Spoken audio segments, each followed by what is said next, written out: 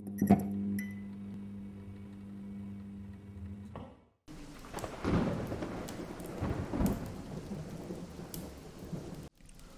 would you react to being under constant attack, assaults, and spooks from unseen forces in your house, in your own home, your safe place? How would you respond? Would you back up and leave? Perhaps, cutting a huge financial loss? Or do you hunker down and learn to live with these entities, try to understand them, and perhaps embrace them? We're going to talk about a lady in Hanover that is dealing with a haunting to this day. Also, we are going to be looking at a mysterious hole in the state of Washington that is seemingly bottomless. Mouse Hole, also known as the Devil's Hole, is an urban myth and legend. In its paranormal, supernatural world, strange things have been reported happening in that hole, such as bringing animals back from the dead, very Pet Cemetery style. Welcome back, everyone, to another edition of Spooky Stories in Grocknation. I hope everyone's doing okay, doing well. We're in his haunted ass house this evening with the rain pouring outside. It's chilly, but we do have a fire going on in the background to keep us warm while we go over these stories. So I hope everyone's doing well, staying safe during these unsafe times, and I hope you've been looking forward to another edition. The last edition we did was over 2 months ago, and I've been having people ask me, Grock, when are you going to do another Spooky Stories? I know there's an audience I have for my Spooky Stories, and hopefully I can get more to come in and enjoy this. Again, I'm not sure why this is enjoyed by the ASMR community, as I personally use ASMR to sleep, but I guess if it's for background noise, the content really doesn't make a difference. And, some people just really like the paranormal, they just really like spooky things, and this is what gets them going and relaxed. If that's the case, I'm very happy to oblige and give you what you want. My content on my ASMR channel is based off of the amount of views it gets. If it's a bomb, I normally don't do that type of video ever again and clearly didn't catch on with my audience. A year, 2 years, 3 years down the road, I might throw it out there again in hopes of, at the time, I have a bigger audience, they might actually like it, but I do know that people love my spooky stories. So we're going to give you guys one here tonight. I hope you're ready. We're going to dig right into this. Stick around, Grocknation. Over the last 2 or 3 months, I've been reading a very interesting novel entitled Haunting in Hanover by Simpson. It chronicles her life living in this haunted house in Hanover, Pennsylvania. Obviously, she had the help of an author to write it, but the story is really intriguing. What caught my eye to this story was I actually seen a news clipping from Fox News shared on social media of them interviewing this woman living in this house with these ghosts and a demon, she says. And during this interview with Fox News, I know Fox News isn't the greatest for, authenticity sometimes, but I believe this. While they were there, she warned them of a demon or a dark entity that attacks people, and the cameraman actually gets scratched on his arm. They cut the interview off and they actually show the cameraman's hand with the claw mark, a red claw mark. She puts holy water on him and it goes away before the end of the interview. As they're going down towards the basement, they also see a bunch of mist that come across the camera. And this woman actually, via a deer stand camera, has an image of what supposedly is this demon or this dark entity living in her basement that actually looks a lot like the Hat Man. Someone we are definitely going to go over in a future Spooky Stories video, a sleep paralysis entity that attacks people all over the world. That to me is what this image looks like. But she says she figures that is a demon. And I would YouTube or Google this Fox article now and look at that video clip from that interview. It's so strange, but it caught my eye. And right away I looked to see if there was a novel written about this, and she actually wrote a novel with an author, and that's what really intrigued me, made me want to look into this. And it's very, very, very actually going to go over an overview of it from an article, but I want to give you guys some highlights of the story before we really dig into that. So from what I've read, she moved into that house with her soon-to-be husband, her third marriage. She came from 2 abusive marriages before she entered this home. She says when they were shopping, something about this house really dragged her in, like she needed this house. Her future husband wasn't so sold on it. She literally had to beg him, and they put everything they had, everything they saved up into this home. And eventually he caved and they bought this house. As soon as they bought it, strange things started to happen. She started to have these dreams where these men were looking over her bed, and they wouldn't speak, but they'd just stand there and stare at her, and she didn't understand it. She would see things in the corner of her eye in the house. Things would fall. One of the saddest things that happens is her cat, Skittles.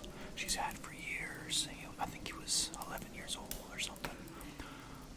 He started to get very scared in the house, like he was terrified, and he actually would hide in her bedroom, in her closet, and he wouldn't come out. She tried to feed him and get him water. She took him to the vet. The vet could find nothing wrong with the poor cat, and the poor cat withered to death. Unfortunately, she lost that cat. Something had exhausted him with fear and anxiety, so much so that he wouldn't eat or drink. He just withered away and he died. So that's very unfortunate. These things happen. People in the paranormal world, myself included, I do believe that cats, they can see other planes. That's why, a lot of people that are really into the occult and whatnot, they always have cats around. These cats keep an eye on you. They can see those things. They can give you an idea if something's there that maybe you can't see because you don't have those senses. So whatever it was, clearly this cat didn't like, and unfortunately he perished. She started to get visitors, strange visitors, like in her yard. When she's out gardening, a strange person would come and tell her some history about the house. And when something about this person would just seem off, she'd go into the house to get something, she'd turn around, that person's gone in an open street, just gone. They told her that something had happened in that house. And the whole time all these weird things are going on, her husband, her soon-to-be husband, because he's not buying any of it. He figures this is all in her head. They can't move. She wanted to move initially because, they would take a huge loss in a house, and he didn't think it was feasible. He was so pig-headed, it's comedic when you start to see the things that he tried to deny. I know a lot of people that are put in these situations, they can't grasp it.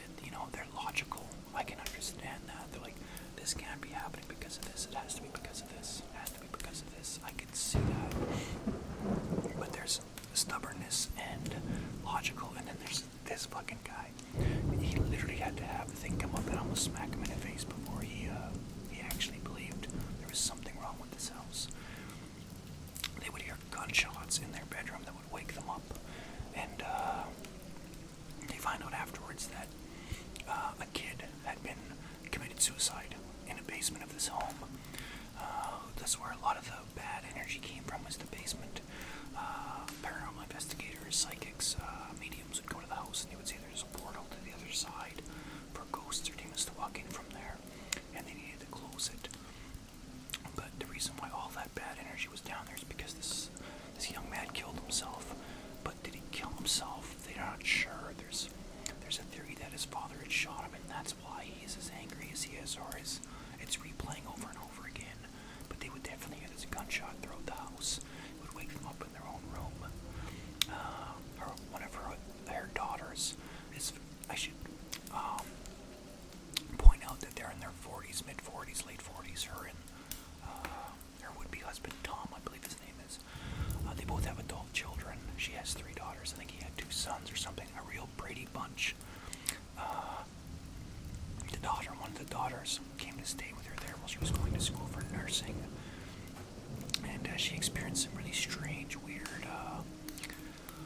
things would happen. She would hear people walk up and down the hallway in front of her door. They would try to open her door. Strange things. The feeling of being watched when she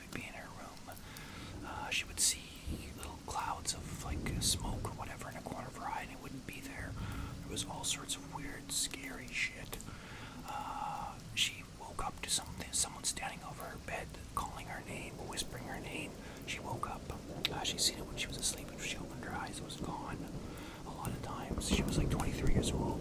She would have her adult mother sleeping with her in her bed. They would share the bed together, like she was a little girl, because she was so terrified of what was happening. There was an instance where they were doing laundry together in the basement, her and her daughter, and the lights went out and the door slammed shut and they couldn't get the door open, and they could hear children's laughter and whatnot behind them as they were trying to get up the stairs. God awful, almost movie-like shit going down. That's like the biggest nightmare for most people, is being locked in a room with a dark force like that and hearing something scary or spooky like that. Whatever it was, it didn't like them being in that basement.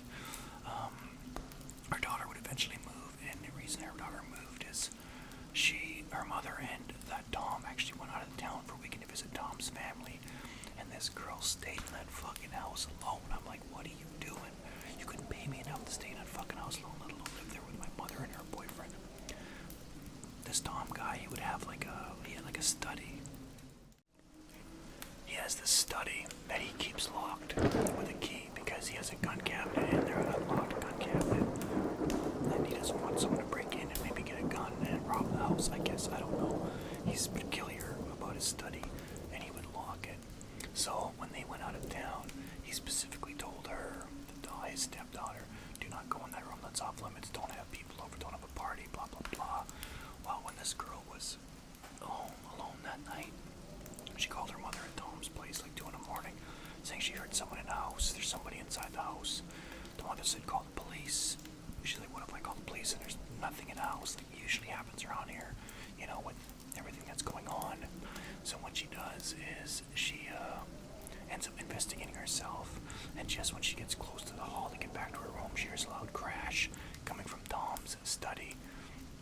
Tom's study is always locked. She went to go twist the doorknob, and it was opened. For some odd reason, when she opened it, a massive deer head that's on Tom's wall was off the wall and placed in the middle of the room, looking towards the door to scare whoever opened the door. Scared the shit out of her. When Tom got back, I guess the only way the mount could have came off was it was pulled off, and Tom was convinced she had thrown a party, and that's how it came off. People were fucking around, and they got into a fight. She ended up moving in with her sister. She was trying to get out anyway, and it was no more than 2 weeks later it happened again, and that's when the mother kind of gave Tom who the fuck do you blame now? And Tom didn't understand, because it has to get pulled off the mount and then picked up and placed in the middle of the room, so it made no sense. It was not long after that Tom experienced his first full-on paranormal incident that made him a believer, a firm believer. This is way after they've had investigators in the house, priests, a bunch of people tell them there's bad energy here, there's portals to the other side, whatnot. They got 2 new cats in a time, and these cats could actually see these ghosts. They would react to them. They actually had an Animal Planet came and did a haunting, haunting animals documentary to document what those cats were going through, and that's what really caught the paranormal community's eye. They seen her on TV, and then now there's like Travel Channel has a documentary on everybody. So she really is like this celebrity in the haunted house world, which is where a lot of her criticisms come from. A lot of people that believe that she doesn't actually want help. She wants to keep these in there because she loves the attention. Old occultists and old demonologists like the Warrens would definitely be in the same boat as most of them. You don't want to give these kind of things like recognition. It doesn't help matters, it makes matters worse. And she actually does give them recognition. She says she figures there's female ghosts in that house that are protecting her from evil ones, and it's all sorts. It's a big mess. We're definitely going to dig into that now that we're going to read this article, and we're going to go through it and discuss afterwards. I hope you guys are looking forward to this. This is like a really, really, really creepy story, so let's get into this. So let's go over this article. It's going to discuss the story of Deanna and these ghosts, and it's also going to kind of break down and try to figure out why this is the way it is, why she has these hauntings. A lot of it is attributed to the fact that the Battle of Gettysburg is right there, and it's one of the most notoriously haunted places in America. Like, just that whole area is like big for ghost sightings and whatnot. So we're going to get into this article, guys. I hope you guys enjoy. Alright, There's the deer head I was just talking about. That was in Tom's study. It was picked up and taken and thrown into the middle of the room. We'll see if they discuss that in here. So let's get into this reading, guys. Just outside of Gettysburg, the small town of Hanover has a population of just over 15,000. That's almost like my town. Known as the snack food capital of the world, Hanover has created a name for itself, not only in manufacturing, but also in spiritual hauntings, emanating out of its long history. It once housed Thomas Jefferson on his way to draft the Declaration of Independence and saw battle during the times of Civil War. Founded in 1727, the 300-year-long history of Hanover has brought about some truly horrifying hauntings. Here's the story of a truly chilling haunted Hanover home. Deanna Simpson, a woman who came forward in 2014 to tell her story, spoke of several ghosts and entities that are severely haunting her home.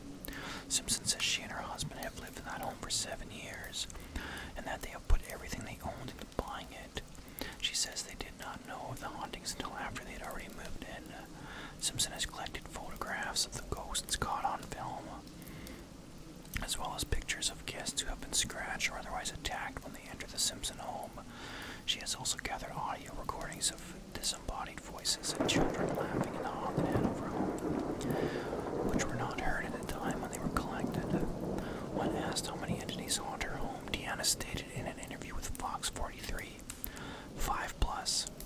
I have some here that are protecting me, some women here that are protecting me, but the majority are bad, dark forces, inhuman. She states that one of the entities in the home is a demon, and it appears in photos as a 7-foot-tall shadow figure. That's the picture you guys will see here shortly. Even one of Fox 43's reporters who entered the house was attacked on film. That's the interview I'm talking about, guys. And Deanna even used holy water on him to prevent the entities from attaching. Simpson has invited priests who left the house in a hurry, paranormal researchers, and even the members of the Travel Channel TV show The Dead Files have been inside, which turned up evidence of grisly deaths that occurred in the house. Deanna reports hearing strange whispers, footsteps in her hallways, even plagues of locusts descending upon her home, leaving all the neighbors' homes alone except hers. We're going to go for the beginning now. After 7 years of hauntings, Deanna Simpson decided that she needed to get the story out to the world. She needed help from anyone who was willing to give it. Deanna ended up in contact with paranormal investigator Joni Mahan, who has years of experience with negative hauntings and was prepared to deal with whatever was lurking inside of the Simpson house. Once Joni arrived, she realized that she had truly met her match. She explained that the house seemed as if something was pushing her back outside, almost as if it didn't want her telling its story. Deanna had explained to Joni some of the happenings beforehand, warning her that what was there was real and it was evil. Deanna reported that over 7 years the hauntings got worse and worse over time, and she felt as though the entities were going to kill her one day. Deanna was drawn to her home from the very beginning, in an almost unnatural way. She felt as though the brick home was the house of her dreams, and she was meant to live there.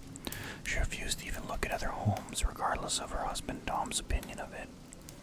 She felt elated for a few days, but the darkness of the haunted Hanover home started to come out. It all started when she started taking pictures of the house to show her family her new home. Orbs and apparitions began to appear in the photographs. She brushed this off as lens flare, but when she began to feel watched at nighttime while her husband was at work, her feelings changed. Even her cat was affected negatively by the home coming into the house as a happy and healthy feline. Within a few weeks, needing to be put down due to his sickness. One instance that Joni was struck by was the story Deanna told her of an old woman who came up there while she was outside doing yard work. It's the one I was talking about. This elderly lady walked up with a 3-legged dog, said, "You know a boy died in that basement, don't you?" Deanna was surprised by the woman, turned to put her rake down, and when she turned back, the old woman had vanished. At this point, she attributed these paranormal events to just coincidences, not a haunting. Things began to pick up when they began to smell rotting flesh, urine, and other bodily fluids all throughout the home, coming on quickly and then disappearing. Any paranormal enthusiast will tell you that smelling rotting flesh in your home is extremely indicative of a demonic haunting.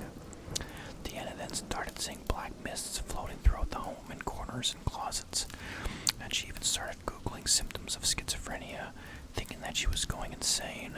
Her husband did not believe her when she told him that she was gonna go on.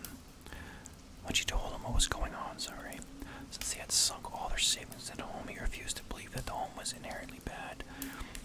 He couldn't accept that they had bought a truly haunted Hanover home. The event that tipped the table was when her daughter Amber moved in from college. Amber started to have experiences as well. Amber noticed her bedroom seemed dark, unnaturally black.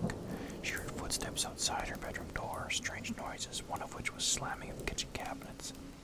When she got up to investigate, she was shocked when she found all the cabinets wide open.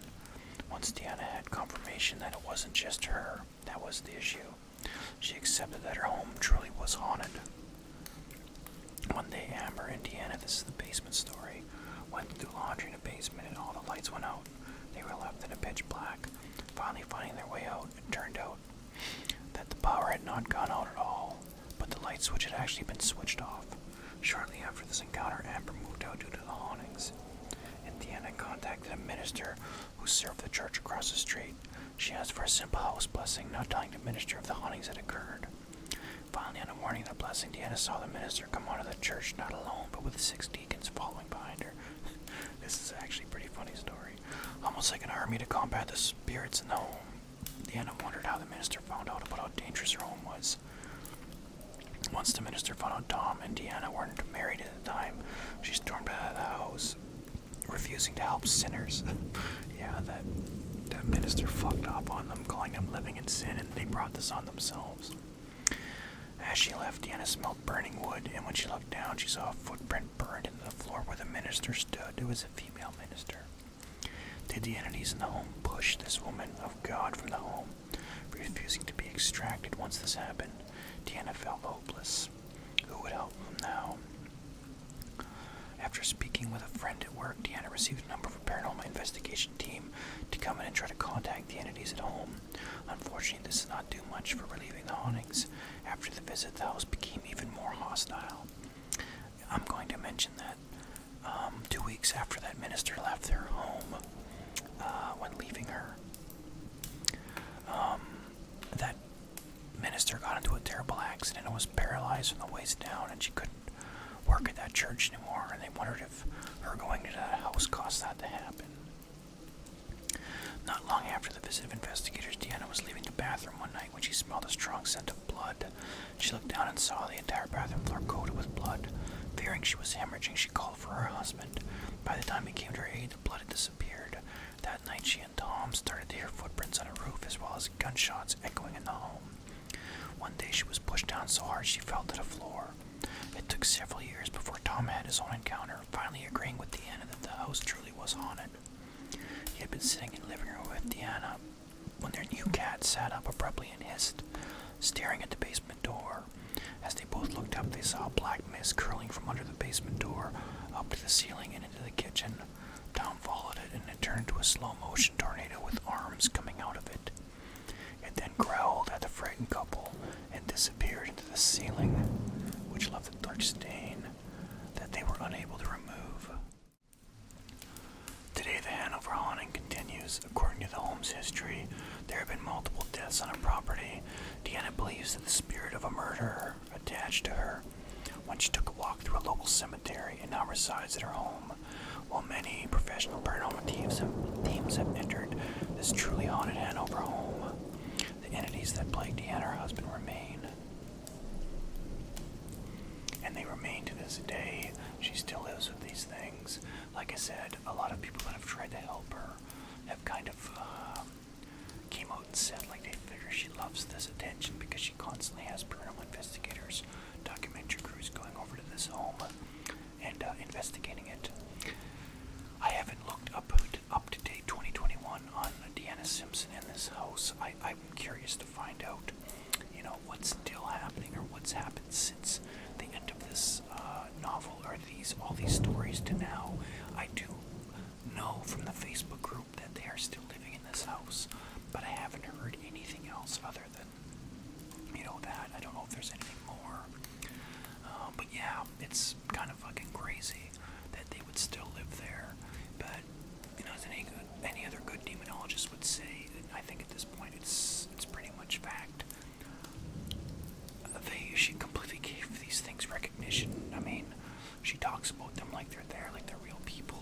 I do believe if she left this house, she would actually bring these entities with her, at least the demon.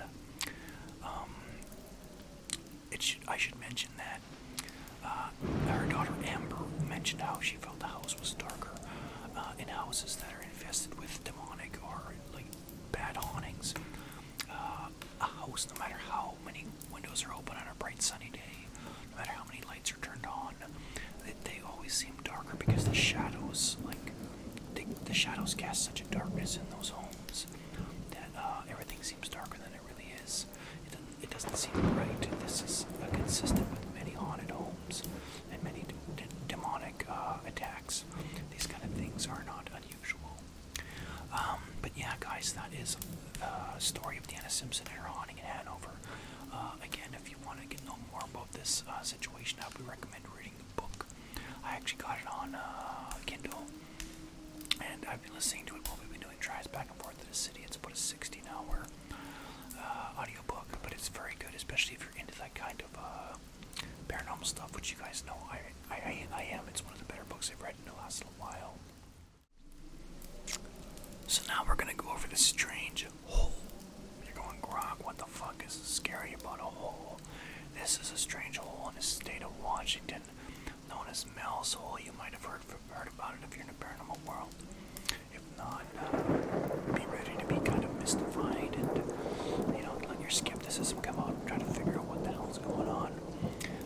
It's a hole in the ground in Washington State. Mel's Hole, formerly known as the Devil's Hole, a seamless, bottomless pit hole where strange, weird shit happens. I believe 80,000 feet is roughly how deep they figured they measured it. This was with fishing wire and a weight, I believe. I'm not sure. We'll find out right away. We're going to go through the article and let you guys come to your own conclusions of what the hell this weird hole is about. But there's some weird urban legends that go along with it that just, they don't make sense. I personally don't know if I believe them. They're kind of a stretch. It kind of seems like maybe a movie kind of deal. But yeah, we're going to look into this, guys. We're going to look into Mel's Hole. And if you're watching and your name's Mel, we're not picking on you. This is an actual name of a hole in Washington. So let's get into it, guys. There it is right there. Mel's Hole used to be known as the Devil's Hole. Though Mel Waters, if he ever existed at all, is credited with having brought attention to the pit, the legend itself began long before he came around. Local residents, authorities, and indigenous tribes knew of the hole for decades before Waters bought this property.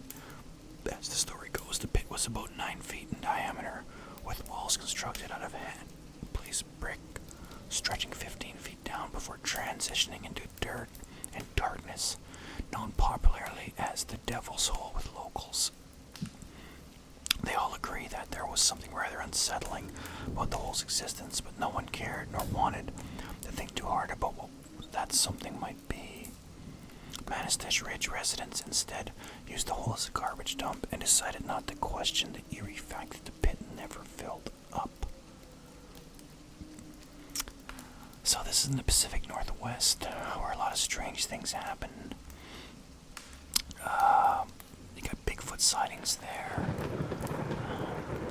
This guy that discovered it is Mel Waters, I guess. I'm not exactly sure. I didn't remember reading that part, but regardless, if it's not bottomless, Mel's Hole is at least 80,000 feet deep. I was right. According to Waters' interview with Coast to Coast AM host Art Bell, once Waters realized the hole wasn't showing any signs of filling up, he decided to test it. His plan was to bring thousands of feet of fishing line and a sturdy fishing rod out to the hole, add a weight to the fishing line, and then measure how far down it went before hitting the bottom. By the end of his test, Water got more than he bargained for. The hole had no bottom, and if a bottom does exist, it's deep enough that the weight line failed to go slack after 80,000 feet. Neither Waters nor anyone else has ever confirmed reaching the bottom.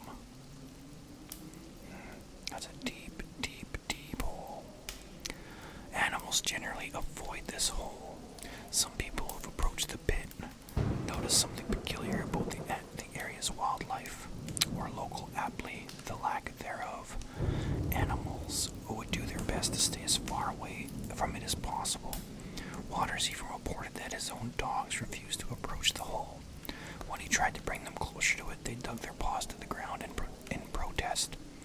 Other visitors even took note of the fact that birds avoided flying directly over the hole, and no other small animals ever appeared near it. According to various reports, the only signs of wildlife were piles of bones strewn around the mouth of the pit. Claims about the hole are weird as hell. After Waters allegedly lowered 80,000 feet of fishing line into the hole on his property to try and locate the bottom, he suspected that there might be something more sinister about the hole than its depth. Waters began performing a variety of other tests in an attempt to better understand the seemingly endless pit. When he yelled directly into the hole, he heard silence instead of an echo, and if he brought a handheld radio near the hole, it would play music that sounded decades out of date. Further tests were conducted at a location known as the Second Devil's Hole, a pit in Nevada believed to have properties identical to those in Washington. When a bucket of ice was lowered about 15,000 feet down into the hole, the ice was brought back up. It reportedly felt warm, seemed to dry out the air near it, and even became flammable. Mel claims a neighbor claimed that the hole revived their dog. Mel Waters' interview with Art Bell on Coast to Coast AM brought the hole into public consciousness, and folks seized on one claim in particular. According to Waters, locals used the hole to get rid of anything from old equipment to cattle remains, but apparently throwing something down the hole didn't guarantee that it would stay there. During the interview, Waters claimed that when a neighbor's dog passed away, his neighbor brought the dog to the hole. The neighbor then allegedly told Waters that after he'd done so, he later saw his dog running in the forest, alive and well, and still wearing its collar. Of course, this hasn't been independently verified by a neighbor or any other individual. That's some Pet Cemetery shit right there. Some locals may believe it is haunted. No shit. One of the most skin-crawling stories about Mel's hole details the fate of a sheep that Mel Waters claimed to have lowered into the pit as one of the many experiments he conducted. The sheep, like Waters' dogs and other local animals, was absolutely terrified of the pit, and Waters had to tranquilize it in order to get it close enough to the mouth of the hole. Curious, after hearing about the strange fate of a bucket of ice that apparently became warm and flammable after being lowered into a similar hole, Waters decided to do the same thing with his sheep. What a cruel asshole. What happened to the sheep, though, was even stranger. When Waters hoisted the sheep back up out of the hole, it appeared to have been cooked from the inside. Even stranger was that something appeared to be moving inside of it, and when it was cut open, Waters saw something that he described as resembling a fetal seal with human eyes staring back at him. He immediately threw the creature back into the hole. When he told the story to Kier's neighbors, some said that they had seen a similar creature around the hole before. Whatever it is, it may be the only thing that can get in and out of Mel's hole. That's fucking kinda creepy. There's another Mel's hole in Nevada. This is the one they just talked about. Mel's property in Washington is the home to the original pit that spawned the legend, but it's not the only one. A hole that displays properties very similar to those to the original Mel's hole is said to exist in Nevada. According to Waters, he visited the second hole as well, and it is every bit as bizarre and fascinating as the one he found in his property. Birds of unidentifiable species have been seen circling the Nevada pit, and when Waters attempted to shoot one down for study, he found that the bullets seemed to ricochet right off them. If bulletproof birds are an indication, then Nevada hole is likely hiding just as many supernatural secrets as Mel's hole. Mel Waters claimed that the government bought his property to guard the hole. The alleged interaction between Mel Waters and the U.S. government, if true, means that Mel's hole is more important than even Waters himself realized. According to Waters' story, government agents attempted to prevent him from entering his own property, claiming that a plane had crashed there. When he refused to believe their story, they abruptly switched tacks and offered to lease this land from him for $250,000 on one condition. If he accepted, he would have to leave the country. Waters, being in dire straits at the time, accepted. He then moved to Australia and didn't return for several years. When he did, according to Waters, government agents insisted that they had bought his land. Locals then informed Waters that the area around the pit had been guarded by black vans. And helicopters since he left.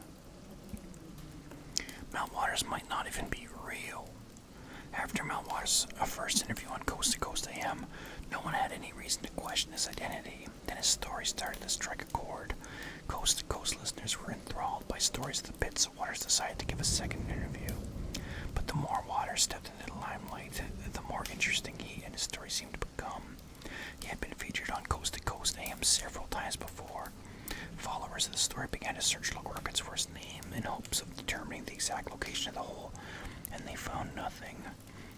No property transfers had been conducted in the area during the time that Waters claimed to have sold the land to the government, and no one named Mel Waters had voted, paid taxes, or even lived there. Whether Mel was a hoax or alias, Mel Waters was ultimately consumed by the mystery of the hole itself.